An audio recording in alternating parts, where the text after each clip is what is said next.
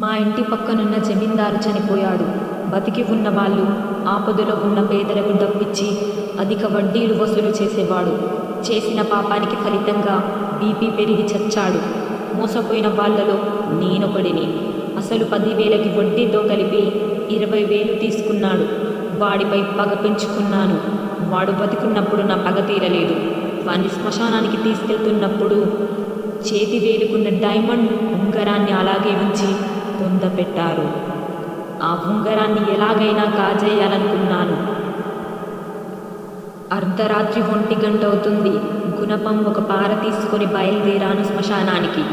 వాడి బొందని గుర్తుపట్టడానికి అట్టే శ్రమ పడలేదు నేను. అంతకు ముందే చూశాను కాబట్టి. కీచురాలు రోద చేస్తున్నాయి. ఏదో తెలియని భయం. ఆ భయాన్ని పోగొట్టుకోవడానికి నా వెంట స్వారా బాటిల్ తెచ్చుకున్నాను. మూత తీసి కొంత నా నోట్లో పోసుకున్నాను. ఎక్కడ లేని ధైర్యం వచ్చింది. గుణపంతో బొందని తవ్వడం మొదలుపెట్టాను. ఏదో అలికిడయ్యింది. పక్కకు తిరిగి చూశాను. అస్థిపంజరం నిలబడి ఉంది. దాని కళ్ళు అగ్నిగోళాలుగా ఉన్నాయి. దానిని చూడగానే ముచ్చెమటలు పోసాయి.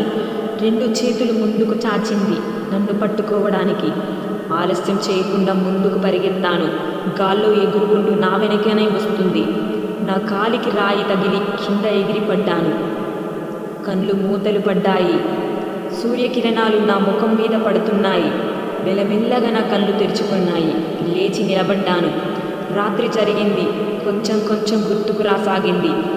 ధనవంతుల ఇళ్ళకి సెక్యూరిటీ గార్డ్స్ కాపలా ఉంటారని తెలుసు.